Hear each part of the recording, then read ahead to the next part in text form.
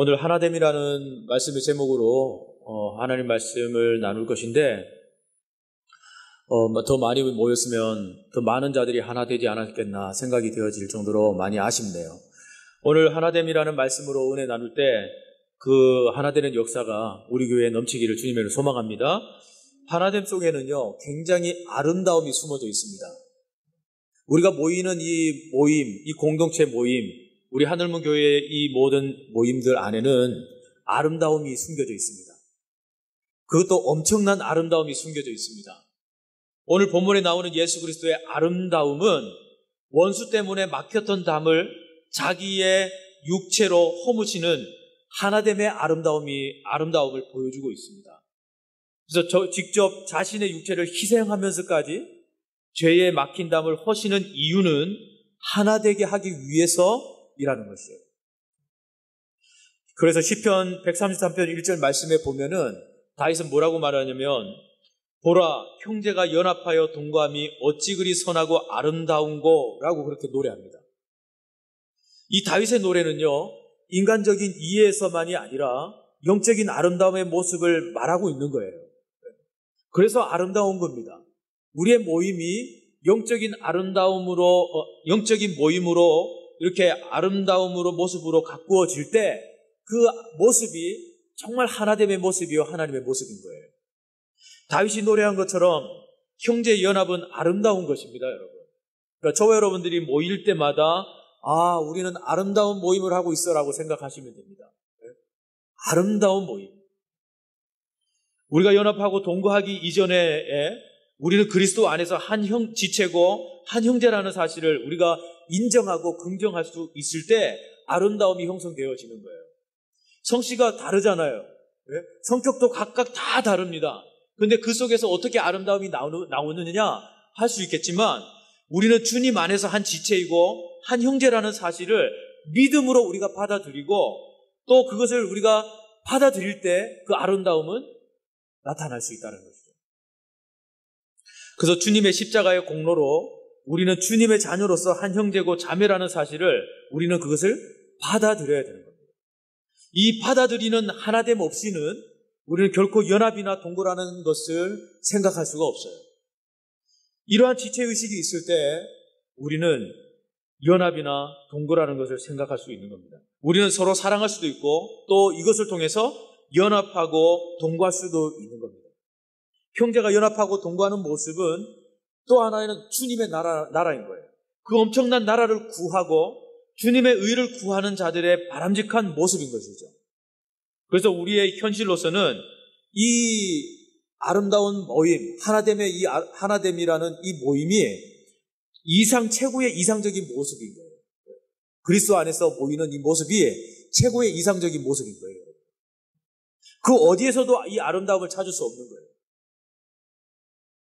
그런데 교회가 가지는 이 아름다운 모습, 교회로서의 영광된 모습, 교회로서의 성장되고 성숙한 모습이 그 연합됨이 우리에게 있느냐를 오늘 시간에 한번 우리가 점검해 볼 수 있기를 원합니다.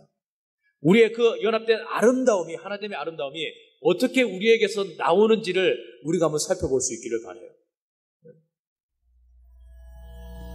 그런 모습 속에서 우리는 그리스도 안에서 우리는 사랑을 기대할 수 있고 또 그리스도 안에서 하나됨을 바라볼 수 있고 또 그리스도 안에서 우리 성령의 하나님의 뜻을 뜨거운 역사를 우리가 생각할 수 있음을 우리가 기억할 수 있기를 바랍니다. 그렇다면은 우리는 어떻게 하나 될 수 있는지 그 하나됨의 원리를 우리 한번 살펴봤으면 좋겠습니다. 첫째는 하나됨에는 자기중심적인 신앙으로 이루어지지 않습니다. 이 하나됨이라는 것은 내 중심 속에 있으면 안 돼요. 내 중심 속에 사로잡혀 있으면 절대 하나됨이 이루어질 수가 없습니다, 여러분. 철저한 하나님의 중심, 신본주의적인 신앙에 그것이 유지될 수 있을 때 하나됨은 이루어지는 거예요. 하나님 중심이 이루어질 때 용납도 이루어지고 화해도 이루어지고 그래서 온전한 하나됨이 일어나는 거예요.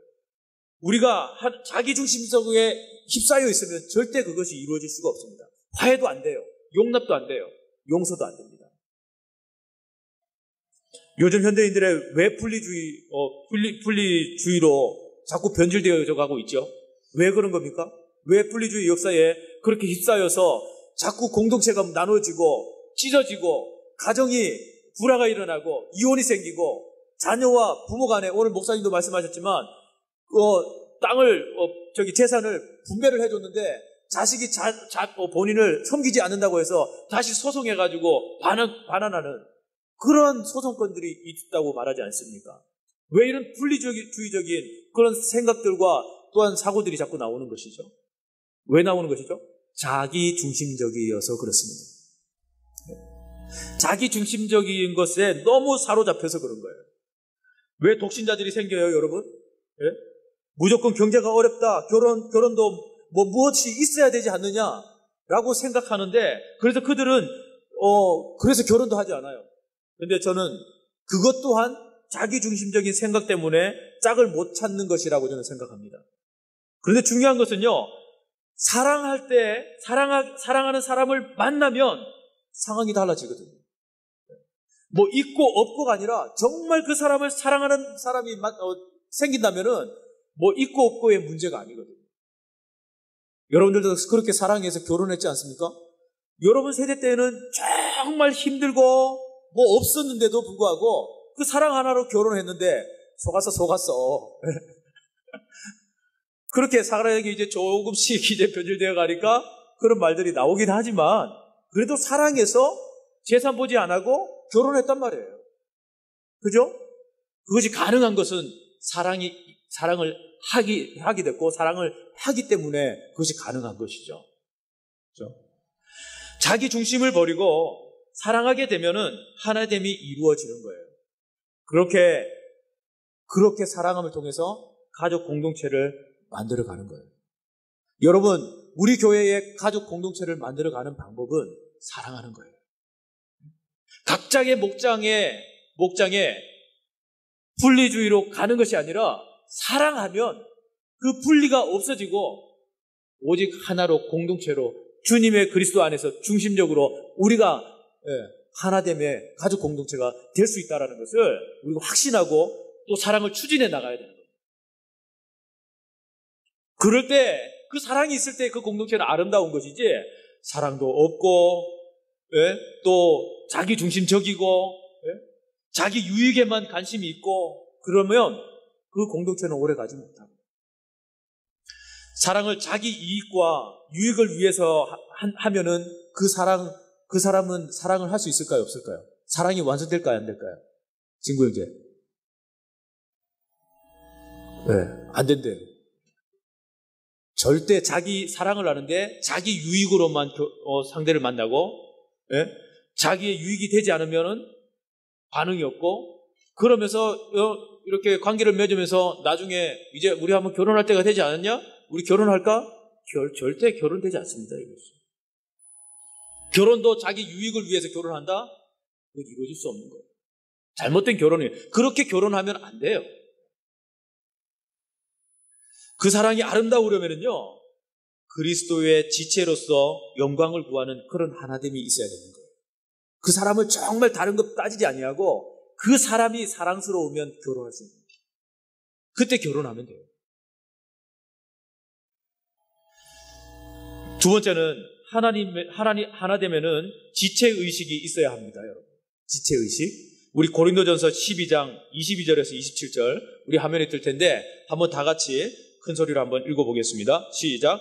그뿐 아니라 더 약하게 보이는 몸의 지체가 도리어 요긴하고 우리가 몸에 덜 귀히 여기는 그것들을 더욱 귀한 것들로 입혀주며 우리 아름답지 못한 지체는 더욱 아름다운 것을 얻느니라. 그런즉 우리의 아름다운 지체는 그럴 필요가 없느니라. 오직 하나님이 몸을 고르게 하여 부족한 지체에게 귀중함을 더하사 몸 가운데서 분쟁이 없고 오직 여러 지체가 서로 같이 돌보게 하셨느니라. 만일 한 지체가 고통을 받으면 모든 지체가 함께 고통을 받고 한 지체가 영광을 얻으면 모든 지체가 함께 즐거워하느니라. 너희는 그리스도의 몸이요 지체의 각 부분이라. 하나 되면은 이렇게 아름다움이 숨어져 있어요, 여러분. 다윗도 아름다움을 노래했지만은 오늘 고린도전서 12장의 말씀에 보면은 얼마나 감동스럽습니까? 몸 가운데 분쟁이 없고 오직 여러 지체가 서로 같이 돌보게 하셨느니라 라고 말해요. 분쟁이 없는 것이 공동체에 있어야 되는 거예요. 하나됨 속에는 분쟁이 없는 거예요. 그리고 여러 지체가 같이 돌봄이 있는 거예요. 하나되면은. 네? 그리고 만일 한 지체가 고통을 받아요. 사도 바울은 이 부분에서 지체의식을 가지라고 말씀했어요. 하나의식에는요, 상대방이 아프면 내가 아파야 되는 거예요. 우리 신덕재 집사님이 갑자기 말이 안 나오시는 거예요. 말을 해야 되는데 말이 안 나와요. 이유가 없어요. 멀쩡한데 말이 안 나오는 거예요. 그래서 한시병원 가가지고 검사 받으러 갔는데 또 입원을 하라 그러는 거예요. 닌겔도 꼽았어요. 완전 환자를 만들어 놨더라고요. 금요일날 가니까. 그래서 환자도 아닌데 이거 닌겔 꽂고 해가지고 환자가 다 됐어요. 그러시더라고요. 그래서 검사 결과가 나왔습니까? 검사 결과가 아직 안 나왔어요. 근데 말하는 거 보니까 또 정상으로 다 돌아온 것 같아요. 예? 멀쩡하세요. 그러면서 이제 말씀 주고 기도했는데, 집사님, 우리가 집사님 아프시다고 해서 이렇게 내가 아픈 마음으로, 염려되는 마음으로 그렇게 왔습니다. 목사님에게 전화 드렸더니 그렇게 가서 신방하고 잘 돌봐주고 기도해주고 오라고 그래서 그렇게 목사님도 염려하시고 저도 염려하고 전사님도 염려하고 해서 염려스러운 마음으로 왔습니다. 라고 이야기하면서 왜 그런 줄 아세요? 그랬어요. 집사님은 하늘문교회 소중한 지체이니까 라고 하는 식으로 말씀을 드렸어요. 이게 공동체예요, 여러분. 한 사람이, 한 지체가 아프면 내가 아픈 것처럼, 예? 그 마음이 염려가 가고, 예? 기도가 가고, 그 사람이 잘 됐으면 좋겠고, 안 아팠으면 좋겠고, 예?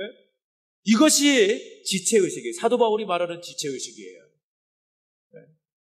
이러한 하나됨이 없으면, 지체의식의 하나됨이 없으면, 이 팔 떨어져 나가야 돼요. 그래서 옆에 기도를 해주고 옆에를 이제 보니까, 한 사람이 발목 이만큼이 새카맣게 썩었어요. 내가 보니까 당뇨병으로 인해서 합병증이 오신 것 같아요. 약지 발가락이 잘렸어요. 그래서 자르고 꼬매놨더라고요. 발가락이 4개밖에 없어요. 근데 나머지도 새카매요. 그 신덕재 집사님이 나가면서 당뇨병 합병증 같은데 맞나요? 그랬더니 맞대요. 근데 그분도 그렇게 이 지체가 발가락이 떨어져 나갔어요. 얼마나 그 발가락이 소중한 발가락입니까? 그죠? 얼마나 마음이 아프겠어요. 근데 병으로 인해서 하나를 잃었으니, 지체 하나를 잃었으니 얼마나 가슴이 아프겠어요. 우리가 그러한 이 지체 의식을 가져야 되는 거예요. 그래서 기도해 주는데 그 옆에 환우들도 위해서 갑자기 기도가 나오더라고요. 하나님, 여기에 있는 이 환우들도 동일하게 하나님 치료해 주시고 정말 역사해 달라고, 그렇게 기도가 나오더라고요. 이것이 그리스도가 우리에게 주신 하나됨의 원리예요. 이 지체 의식을 가진, 함께 아파하는 것. 이 마음이 여러분들 정말 사무치게 있어야 될 줄 믿습니다. 오늘 보이지 않는 식구들이 있습니다. 가족들이 있습니다. 그죠? 우리는 하나의 가족 공동체인데, 그죠? 우리 목자들, 그리고 우리 여러분들, 여기 오신 여러분, 듣고 있는 여러분들, 정말 가족 공동체로 생각한다면 왜 안 나왔을까? 라고 문자라도 한번 넣는 그러한 보살핌, 하나됨이 있어야 돼요. 목회자만 쭉으라 전화해야 돼? 아니, 누가 큰 충격적인 이야기를 한 다른 사역지에서 한번 들었던 적이 있어요. 목사님은 사례비를 받잖아요. 우리 사례비도 안 받고 봉사하고 헌신해요. 깜짝 놀랐어요. 그것을 따지는 하나됨은요, 절대 하나됨 되지 못해요. 그 장로님이시죠. 장로님, 지금, 다른 거 펀드, 교회 돈으로 펀드 해가지고,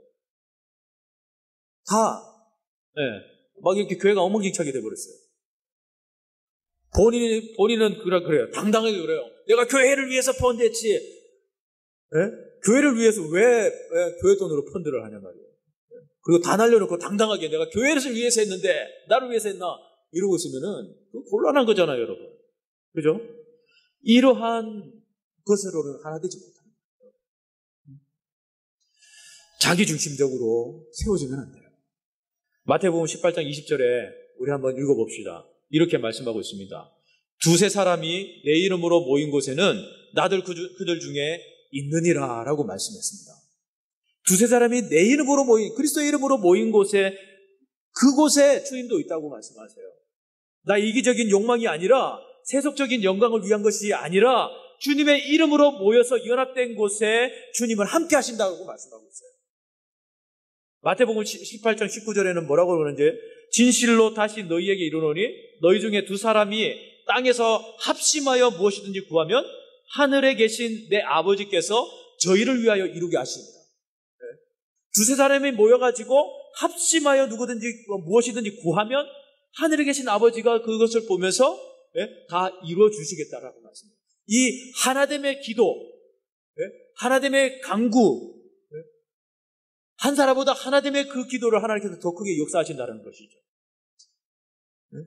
그래서 우리가 하나됨이라는 것은요, 얼마나 우리에게 중요한지 몰라요. 정말 하나 되어야 됩니다. 우리 청년부도 하나 되기 위해서 토요일마다 이제 모여서 얼마나 힘들어요. 월요일에서 금요일까지 우리 친구 형제 있지만 늦게 들어온다는 권사님의 이야기를 들었어요. 내 마음도 아프더라고요. 지체니까. 그죠? 정말 지체잖아요. 그러니까 마음이 아파요. 새벽마다 기도를 했어요. 그런데 쉬어야 되는데, 주말에 쉬어야 되는데 또 토요일 날 나오잖아요. 나와서 저녁에 나와서 또 청년부하고 나눔을 또 가집니다. 또 본인 사비도 틀 때도 있고요. 그죠? 그러면서 나눔을 가져요. 나눔을 시작했어요. 그러면 지체의식으로서 여러분 자녀들 보내야 돼요. 내 자녀도 청년부 공동체의 한 지체이고 한 가족 공동체인데 보내야 돼요. 푸싱을 해줘야 돼, 푸싱을. 오늘 우리 손잡고 오는 날에서 다음 세대에 왔는데 무슨 일이야? 성령의 역사가 일어났어요. 아무런 변화가 없어요. 우리 애들만 똑같이 왔어요. 와, 이것도 진짜 큰 성령의 역사다. 푸싱을 해주셔야 되잖아요. 여러분들이. 그렇게 또 하기로 했잖아요. 그래서 다음 세대에 만들어진 거 아닙니까, 여러분? 그죠? 여러분들이 푸싱을 해줘야 되죠. 그죠? 자녀들 푸싱을 해줘야 돼요. 다음 세대는 우리 유초동부, 중고동부, 청년부까지입니다. 저를 쳐다보고 웃으시는 분이요. 그죠? 그러니까 푸싱을 자꾸 해주시면서 나올 수 있도록 해주셔야 돼요. 그래야 가족 공동체가 형성되어지고 만들어지고 그 속에서 두세 사람이 합심하여 모이면, 더 많이 모이면 더 큰 역사가 일어나는 거죠. 그것을 우리가 믿고 받아들여야 되는 거예요. 그래야 역사는 일어나는 겁니다. 합심이라는 이 단어에서 우리는 하나됨의 원리를 찾을 수 있는 거예요. 나는 살고 너는 죽어야 한다는 이기적인 정신과 욕망으로는요, 하나됨은 절대 불가능한 겁니다. 나는 살고 나는 죽더라도 너는 살아야 한다는 그런 관대한 마음이 있을 때 가능한 것이죠. 자기 부인함이 있는 지체의식의 하나됨의 마음에 성령의 역사는 더 크게 나타나는 거예요. 우리 세 번째로 하나됨에는요, 예수 그리스도가 기초가 되어야 되는 거예요. 예수 그리스도가 기초. 오늘 본문에 보면 예수 그리스도가 그 막힌 담을 허시고 예수 그리스도가 그 가운데, 하나됨의 가운데 모든 것을 허무시고 그것의 기초가 되신 그 사실을 보여주고 있는 말씀입니다. 그리스도는 이사야가 예언한 해방과 자유의 선포자입니다. 불의와 분쟁으로부터 자유케 하고 분열에서 해방시키는 그런 평화의 기초자이가 바로 예수 그리스도예요. 그리스도를 떠나서는 이 화평의 기초를 우리는 절대 이룰 수가 없습니다.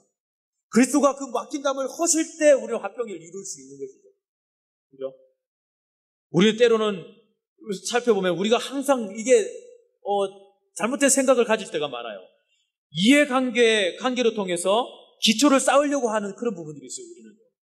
서로 관계에서 서로 이해로 덮어주고 이해관계에서 그것을 기초로 철저하게 해서 그 공동체가 정말 그 공동체를 이끌어가는 그것이 기초다라고 생각하시는 분이 있는데 그거 아닙니다, 여러분. 오직 기초는 누가 되어야 되냐면 예수 그리스도가 기초가 되어야 되는 거예요. 네? 이해관계는 중요하죠. 서로 이해하고 배려하고 이거 중요하죠. 근데 그 이상으로 제일 기초가 뭐냐면 예수 그리스도가 기초가 되어야 되는 거예요. 예수 그리스도가 먼저 막힌 담을 헐어주셨잖아요. 그 속에 예수 그리스도가 기초가 없으면 막힌 담이 다시 세워져요. 네? 그 공동체에 다시 세워진다고요. 하나님이 또 분리의 역사가 일어난다고요. 자꾸 분리주의가 일어나는 거예요. 또 믿음이 서로 믿음이 이렇게 금이 가게 되고 신뢰가 자꾸 깨지게 되고 그런 일들이 얼마나 많나요?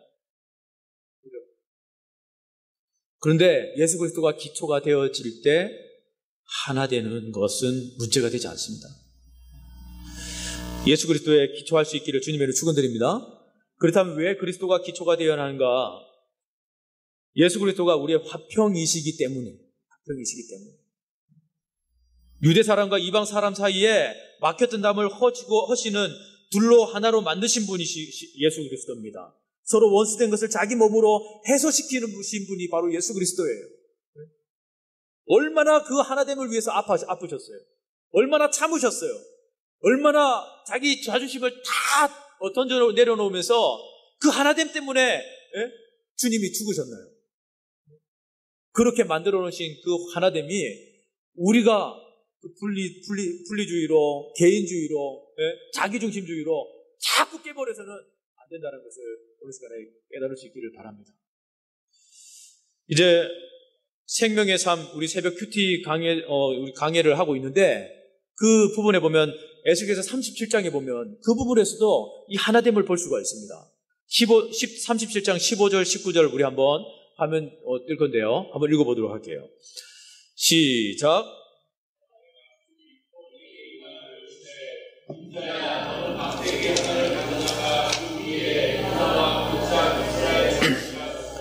또 다른 막대기 하나를 가지고 그 위에 에브라임의 막대기 곧 요셉과 그 짝 이스라엘 온 족속이라 쓰고 그 막대기들을 서로 합하여 하나가 되게 하라. 내 손에서 둘이 하나가 되리라. 아멘. 이스라엘 백성들은 오늘 말씀에 이 에스겔서 37장의 말씀에 보면은 무엇으로 하나 되지 못했냐면 이 하나됨이라는 이곳에 하나님께서 하나 되지 못하는 이스라엘을 하나 되게 하시기 위해서 막대기 위에 써서 그 위에 써서 그 막대기 둘이 하나로 합하는 그런 연합됨을 보여주고 있어요. 그런데 이스라엘 백성들이 왜 하나 되지 못했느냐? 그것은 우상이요. 우상 때문입니다. 하나님을 섬겨야 될 그들이 우상을 섬기며 하나님의 불신의 모든 일들이 그들 가운데 있었기 때문에 그들은 더 이상 하나됨이 되지 못했었어요. 정결함이 떨어집니다. 더러운 것을 버리지 못하니까 정결함이 없어요. 하나님 앞에 정결함으로 나아가야 될 그들이 정결함이 없어요. 하나됨 속에는 정결함이 없으면 안 돼요. 우리가 늘 정결함으로 나아가야 됩니다. 그런데 이스라엘 백성들은 그 정결함이 없어요. 나무에 써라. 하나님께서 이제 나서시는 겁니다. 여호와께서 에스겔에게 막대기 하나에는 유다라 쓰고 다른 하나에 요셉이라 써서 여호와의 손에서 그들이 하나가 될 것을 전하게 그렇게 말씀하셨어요. 이스라엘은 분열의 영이 컸던 자들이에요, 여러분. 이 세상에 죄가 들어오면서 그 분열은 점점 더 심해지고 있습니다. 교회가 분열되고요, 나라가 분열되고요, 가정이 분열되어 가고 있어요. 마귀는 어떤 자입니까? 분열의 역사가 큰 자예요. 어떻게 분열을 시킬까라는 것에 관심이 오직 있는 자가 바로 사단이에요. 인간 사이의 관계를 분열시킵니다. 우상으로 유혹해요. 불순종하도록 유혹해서 이스라엘을 분열로 극대화시켰어요. 그러니까 이스라엘 백성들이 이제 막 분열로 막 극대화되니까 그들에게 정결함이 없어져 버렸어요. 그 다음에 하나됨이 더 이상이 없는 거예요. 그리스도 안에서 하나님 안에서 하나됨이 있어야 될 그들이, 제사해야 될 그들이 하나됨이 없는 거예요. 하나 되어서 하나님을 섬겨야 될 그 백성들이 더 이상 하나됨이 없어요. 하나님은 이방인들로 향해서 이제 시선을 자꾸 돌리시죠. 그러면 이들은 뭐라고 하는 겁니까? 우리는 선민 이스라엘 백성들이야, 택함 받은 자들이야 라고 하면서 이들은 포기하지 않습니다. 그죠? 그 마음속에 어떻게 하나됨이 이룰 수 있겠어요? 에스겔 37장의 말씀의 기초에는 마른 뼈의 마른 뼈의 예언이 나오거든요. 마른 뼈들이 흩어진 뼈들은 에스겔 당시에 이스라엘에 하나 되지 못한 그런 분열의 모습을 보여주고 있어요. 그런데 범죄로 인해서 쏙쏙들이 썩고 부패해서 이제는 절망의 마른 뼈밖에 남지 않은 이 에스겔 골짜기에는 오늘 현 시대의 우리의 모습을 보여주고 있습니다. 교회 공동체가 그리스도의 중심이 되지 못하면 그 공동체에 하나 되면 생명력이 없는 거예요. 오늘 다음 세대에 마른 뼈가 살아나리라 하는 그 제목으로 말씀을 선포했는데, 이 마른 뼈는 이스라엘을 말하고 있거든요. 말라 비틀어진 그런 마른 뼈에 비유하고 있어요. 죽었다는 거예요. 생명이 없다는 거예요. 마른 뼈라는 거예요. 근데 하나님께서 그 마른 뼈들을, 흩어져 있는 마른 뼈들을 힘줄을 붙게 하고, 힘줄을 만들고, 살을 붙게 하고, 예? 그렇게 사람이 되게 해서 마지막에 생기를 불어넣어서 그들의 엄청난 군대를 이루신 그러한 마른 뼈의 예언을 에스겔에게 선포하게 하십니다. 여러분, 마른 뼈는 생명이 없는 것처럼 우리 공동체 안에, 하나님 안에 생명력이 없으면 안 돼요. 마르면 안 된다고요. 우리의 불순종은 우리의 생명을 마르게 해요. 우리 하나됨을 찢어지게 한단 말입니다. 이것이 마귀의 전략이에요. 그 속에 말려들면 안 돼요. 제 혼자 이야기하는 것 같은 느낌입니다. 왜 그러냐면 새벽에 은혜 주신 생명의 말씀인데, 새벽에 나오신 분은 초롱초롱 저를 바라보시는데 그 외에는 저를 바라보시는 눈이 약간 좀 다르네요. 새벽에 나오셔서 말씀을 들으십시오. 네.